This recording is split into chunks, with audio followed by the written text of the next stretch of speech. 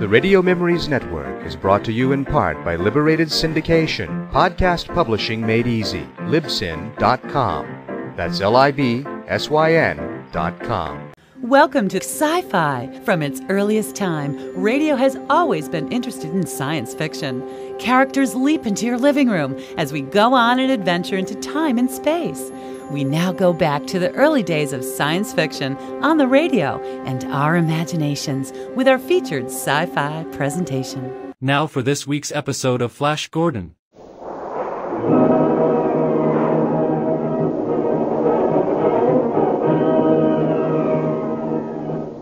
Presenting the amazing interplanetary adventures of Flash Gordon.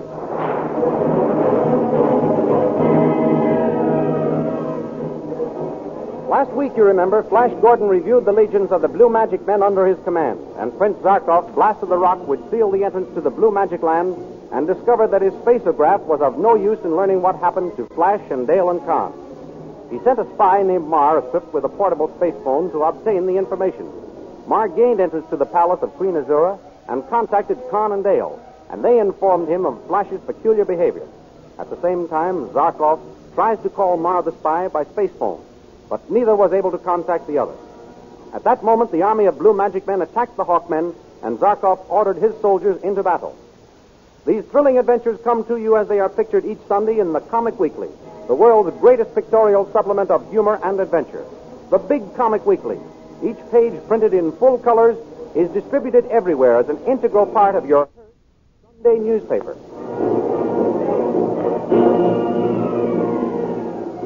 And now we continue the story.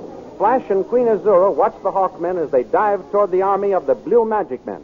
Here come the Hawkmen, my prince. I see them, Azura. I'm just wondering which battery I shall train on them. I suggest you use the guns of the combustion ray machine. What will happen if I do? Order them used and see. Very well. All men, bring the combustion ray guns into action. Take position.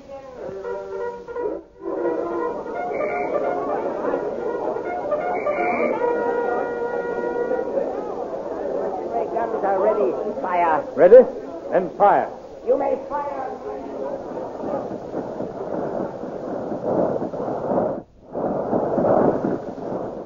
Now you see, my prince, what the combustion ray machines do. They cough out flaming death. Yes, those fluttering Hawkmen can't survive such devastating heat. Look, they're already dropping to the ground like moths with singed wings. You're right, my queen. Hold, Tall. Fire. Let them have it again.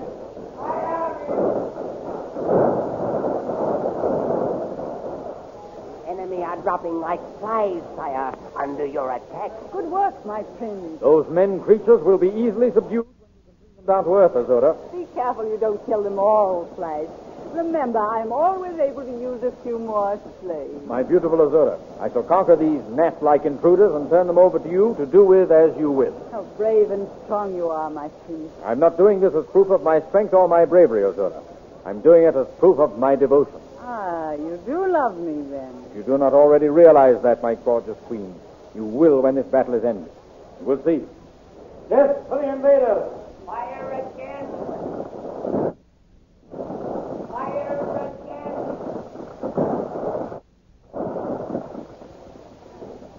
In the meantime, on the other side of the flaming barrage, Zarkov holds an anxious conference with one of the officers of the remaining Hawkmen. Signal your men to retreat, Captain.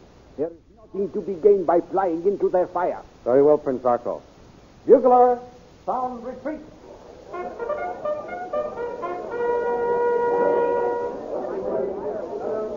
What are we to do now, Prince Zarkov? I do not know yet. What can have happened to Flash? We tried to rescue him, and he seems to give the orders that mow our men down. Yes, I could swear I saw him raise his arm and give the signal that brought this sea of flame pouring on us, Prince Zarkov. Can he be... Oh, no. Can he be what, Your Highness? I dare not even whisper the thought, Captain. I must know. I must be sure before I breathe a word of my suspicion. If I may suggest, Your Highness, something must be done about our own safety. These flames are sweeping this way. Soon they'll engulf all of us. The flames? Oh, yes. Lead the men into that tunnel yonder. That tunnel? But, Prince Zarkov, there's no way in which to throw up a barricade to close out the flames. Leave that to me.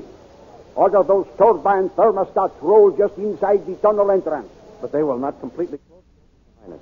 Oh, if we only had some stone. What? Stones to let them become heated and roast us all? Do as I say. I will keep the heat out. You will never feel those flames. I have a way to fight them until they die out. May I ask you how, Your Highness? Are you so stupid that I must draw a blueprint of my plan of defense? Oh, very well then, if I must give you every detail. Into those turbine thermostats I will put this chemical powder, made from a secret formula of my own invention. When we are all inside, I shall turn on the turbine thermostats and block the tunnel entrance with a wall of solid ice.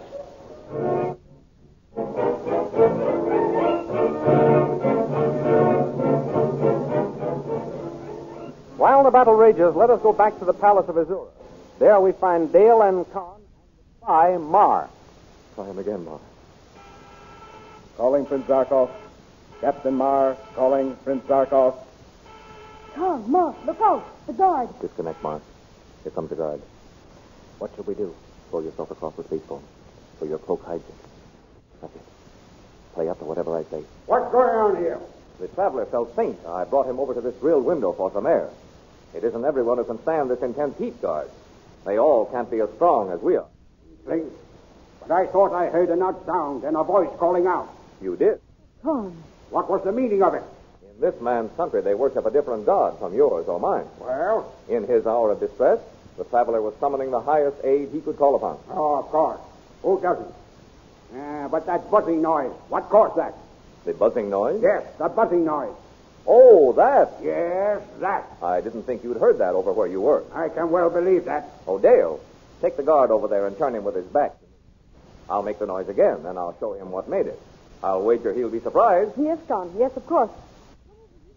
No tricks now, or you'll taste my electric whip. Mar, turn on the space phone. Stop when I tell you. Then when I nudge you, turn it on again. Very well, Tom. Now. Well, guard, was that what you heard? Yes, what caused it? Look, in assisting the traveler, my manacles touched the stove. Like this. By the God! Watch out from now on, slaves. You may accidentally get electrocuted before we can do it ourselves. Oh, that was quick thinking, Captain Khan. Oh, Khan, you are wonderful to get out of that situation. I thought you took an awful risk in admitting the guard heard a noise. To deny it would have been foolhardy. If you're going to deceive someone, stay as closely to the truth as you can. Thanks, I'll remember that. But there's one situation I can't handle so easily. The one we're in. This space phone isn't going to work. How are we going to get word to Zarkov? I've got that all taken care of, Captain Khan. You have? Well, how will you do it? I myself shall take the information to him. Oh, my. You'll never get to Zarkov alive. They won't let you out. Oh, who let me in here? Tal, the chief magician. Well, You mean Tal will let you out? But Tal's not here. He's away with the army. he is? Then that makes things all the easier. Careful, Mar. These men are devils. They have powers and methods never seen before. Do not fear, Princess. Paul was the only one I spoke to about getting in here. I saw to it that we had a private conference. So? So nobody will doubt my word when I say that I was to join Tal after I'd rested. It may work. It may. It may. Oh, it will. It must. Mar, Yes, Princess. see that no harm comes to Flash. Dr. Zarkov should capture him. He may not understand why Flash acts as he does. I understand, Princess. I shall explain everything to Zarkov. And if you should be captured by the Blue Magic Men, find out what hold the Witch Queen has over Flash and try to break the spell. If that is to be my fate, Princess, you may rest assured I will carry out the mission. When are you planning on leaving? Well, if I try to leave now, it might be difficult. Yes. I shall wait and take my departure tonight.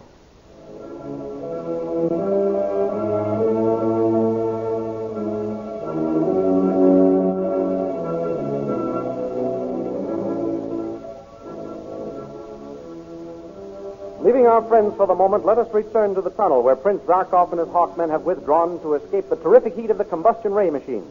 As the Hawkmen fled into the tunnel, Flash and his officers pursue them, only to be brought up short at the entrance by a wall of solid ice, which Zarkov had miraculously formed with his secret chemical formula. While Flash and his companions reconnoiter outside the entrance to the tunnel, Tal and Azura remain behind the lines. Of course, if your majesty knows best, it's my advice for us. I am not asking your advice, Tal. Oh, well, that I am well aware, your majesty. But must I take the liberties of an old and faithful retainer? Mighty queen, do not let your personal feelings entrap you. My personal feelings? What do you mean? Your majesty has taken a fancy to this young unknown. Tal. Oh, I mean no offense, your majesty. As a consort and companion, the youth is without criticism. But is he the best for our fair land? Will he make a good king? If your majesty thinks of him in terms of king, I mean, will he make a good king? I am very sure he will make a good king, Tal. Your majesty was also sure of Locke and Gomes. Those two. How can you be sure of one who is not even sure of himself? Flash has protested his love for me day after day. Why, even when the attack began, you heard him say he was repelling it, not to show his bravery, but to prove his devotion to me. I was not speaking of his personal appearances, your majesty. Of his ability to handle the legions at his disposal. When the attack began, not confessed himself to be in a quandary as to which battery he should train on them. A careful general always surveys his position. But he makes up his own mind. Your new commander-in-chief relied on your advice, your majesty.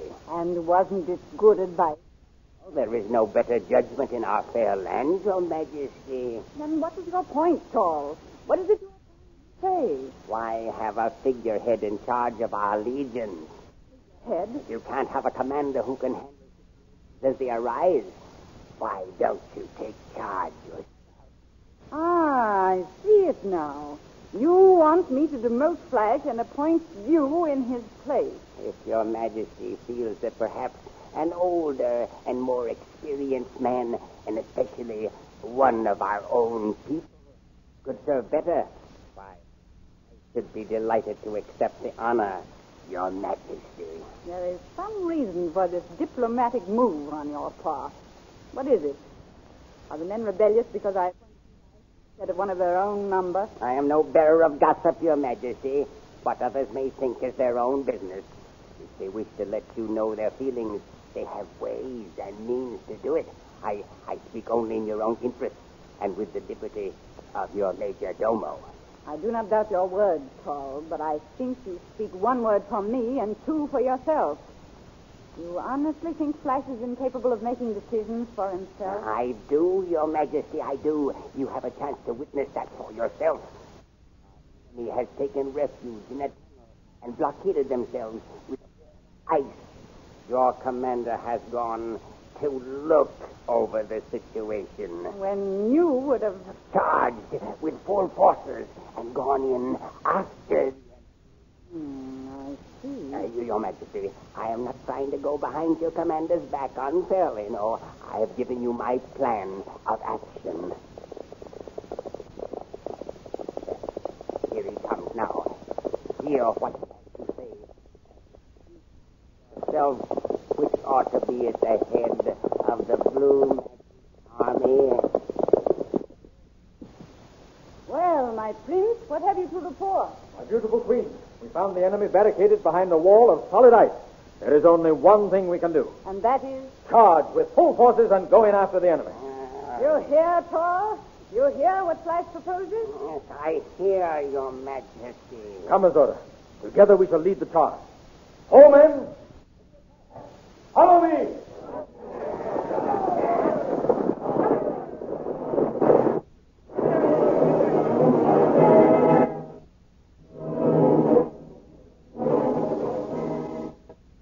See these amazing characters in full-color pictures next Sunday in the Comic Weekly, which is an integral part of your Hearst Sunday newspaper. Here is some news for you. The famous full-page Comic Weekly will replace the tabloids with better and larger pictures and more easily read captions. What a treat is in store for you next Sunday with Skippy bringing up Father, the Little King, Barney Google, and all those other funny fellows just twice as large. You have enjoyed them in the tabloid size. How much better you will like them in the full-page Comic Weekly. Be sure to get the full-page Comic Weekly with your Hearst Sunday newspaper next Sunday and enjoy a half-hour's good, clean fun with the foremost merrymakers in the world of pictures. And don't forget our date next week at this same time for another in the amazing interplanetary adventures of Flash Gordon.